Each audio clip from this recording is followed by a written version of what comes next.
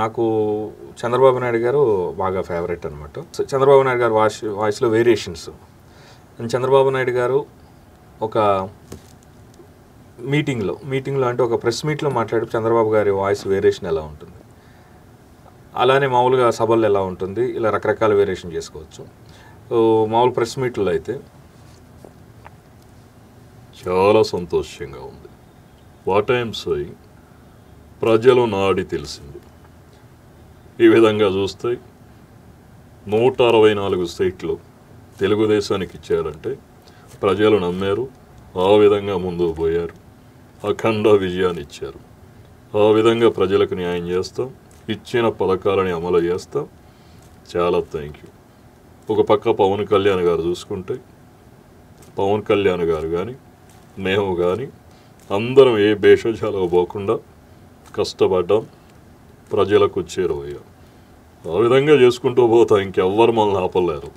ఈ స్టైల్ సెటిల్డ్గా ఉంటుంది అనమాట. అదే కోపం వస్తే ఎలా ఉంటుంది, ఏం మాట్లాడుతున్నారు అవుతున్నా గుండె రగిలిపోతుందండి.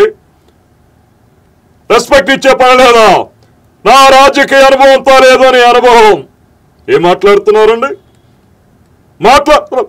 మాట్లాడితే మైక్ కట్ చేయటం ఏంటి? సభ మర్యాద లేదు, ఇది గౌరవ సభ కాదు, కౌరవ సభ. ఎప్పుడైతే ముఖ్యమంత్రిగానే ఇక్కడికి వస్తానో అప్పుడే ఇక్కడికి వస్తానని తెలియజేసుకున్నాను అని ఈ స్టైల్ కోపంగా ఉంటే ఇలా రకరకాలుగా. చంద్రబాబు నాయుడు గారు వాయిస్ వినిపించారు, అలాగే సీఎం జగన్, కేసీఆర్, మన మాజీ ముఖ్యమంత్రి జగన్మోహన్ రెడ్డి గారు జానీ జానీ ఎస్ పాప చెప్తే ఎలా ఉంటుంది. జానీ జానీ ఎస్ పాపలో 2 క్యారెక్టర్స్ ఉంటాయి, జానీ క్యారెక్టర్, పాప క్యారెక్టర్. అయితే మన చంద్రబాబు నాయుడు గారు జానీ జానీ అనేది పాప క్యారెక్టరు, జగన్మోహన్ రెడ్డి గారు చెప్తే ఎలా ఉంటుంది. ఎందుకంటే ఇన్ని రోజులు మన రాజకీయాల్లో ఉన్నాం, అంత ప్రశాంతంగా ఉంది కాబట్టి సరదాగా మనం మంచిగా ఫ్రెండ్లీగా మాట్లాడుకుందాం, ఇలా చిన్నప్పుడు జ్ఞాపకాలు నెమరేసుకుందాం అని ఇద్దరు కూర్చొని జగన్మోహన్ రెడ్డి గారు, చంద్రబాబు నాయుడు గారు పద్యం చెప్పుకుంటూ, పోయం చెప్పుకుంటూ ఎలా ఉంటుంది. Johnny Johnny yes papa eating sugar, no papa అని తెలియజేసుకుంటా ఉన్నాను. టెల్లింగ్ లైస్, అన్నొచ్చాడని చెప్పండి, అబద్ధాలు మాత్రం ఎవరు ఆడేయడానికి లేదు. ఓపెన్ యువర్ మౌత్ అని ఈ స్టైల్లో ఉంటుంది. అలానే రోసయ్య గారు, వి హనుమంతరావు గారు, వీళ్ళిద్దరూ ఒక సినిమా డైలాగ్ చెప్పుకుంటే ఎలా ఉంటుంది. మగధీర చిత్రంలో శ్రీహరి గారు అలానే రామ్ చరణ్ గారి డైలాగ్ ఉంది. శతద్రోహ వంశం, 100 మందిని చంపి గాని చావని వీర వంశం, మాన్సింగ్, ఈ డైలాగ్ ఉంది.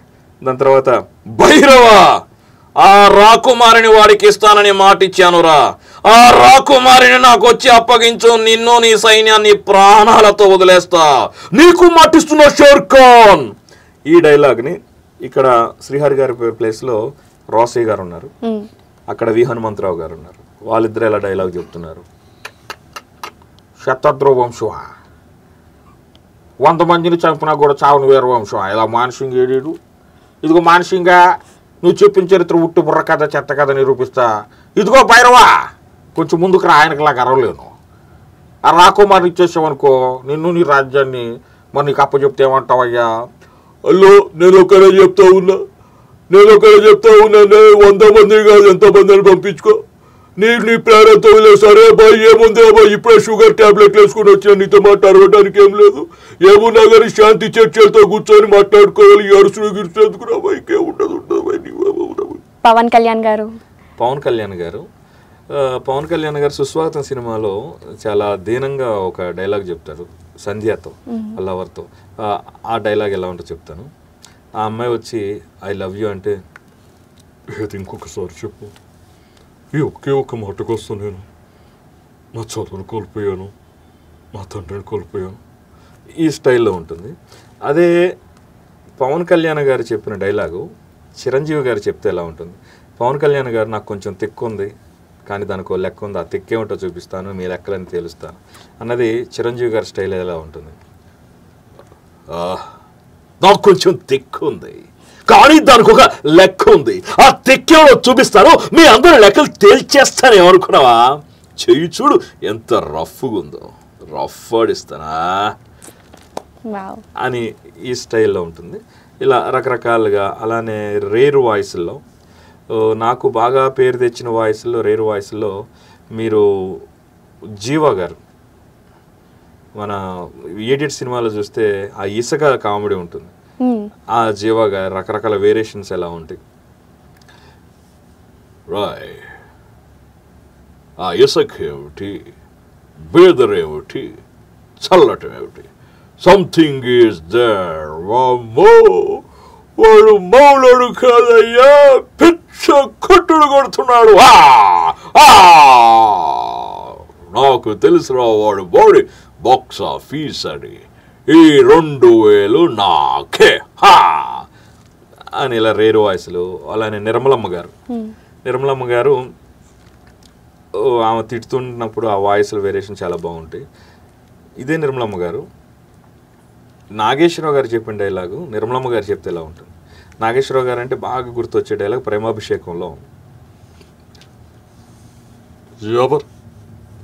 ఎవరు రాక్షసిలా ప్రవర్తించింది, నీవా రేరా, నీతో రేరక పగలరక తిరిగి అందుకు నువ్వు ఇచ్చేసావు, చెదరిచ్చావు, అసగా మాట్లాడు, అందుకే నేను ప్రేమించినట్టు నటించా, శుభలేఖలు వేయించారు.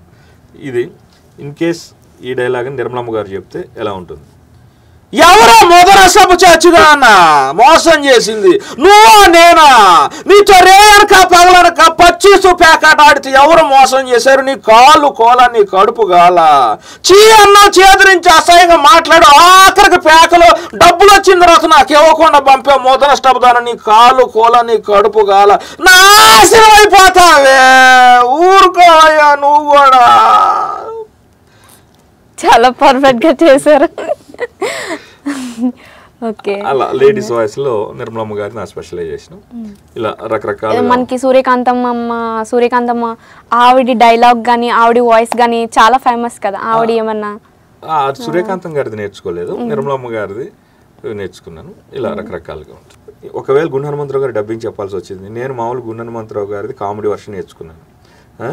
ఒరేయ్ ఇట్రారా అమృతం, మన హోటల్లో ఇప్పుడు రేఖా గారికి స్పెషల్ మసాలా దోశ అని అంతవరకు వచ్చింది. కానీ సినిమాలో గుండు హనుమంతరావు గారు సాడ్ వర్షన్ అనుకోండి, అప్పుడు నేను ఇది చెప్తే సింక్ కాదు. ఎందుకంటే నవరసాలలో సాడ్ వర్షన్ చేయాలంటే నేను నేర్చుకున్నాను కాబట్టి సాడ్ గుండు హనుమంతరావు గారు సాడ్ చేస్తే ఎలా ఉంటుంది. ఒకవేళ గుండు హనుమంతరావు గారి అమ్మగారు చనిపోతే అప్పుడు గుండు హనుమంతరావు గారి వర్షన్ ఎలా ఉంటుంది. ఎందుకంటే అక్కడికి వచ్చి అమ్మా చచ్చిపోయావా అంటే పండదు. అందుకని అమ్మా చచ్చిపోయావా అమ్మా, ఇన్ని రోజులు నాకు అంతా నువ్వే ఉండి ఇప్పుడు నన్ను వదిలిపెట్టి వెళ్ళిపోయావా అమ్మా, అమ్మా లే అమ్మా, నీ ఆశలు నేను నెరవేరుస్తానమ్మా, నువ్వు కోరుకున్నట్టు అనాథలందరినీ నేనే చూసుకుంటాను, సెలవమ్మా ఇలా చెప్తే. అందుకని ఒక్కొక్క వాయిస్లు వేరియేషన్స్ అన్ని వేరియేషన్ నేర్చుకోవటం వల్ల డబ్బింగ్ అని ఇలా ప్రాక్టీస్ చేస్తూ ఉంటాను.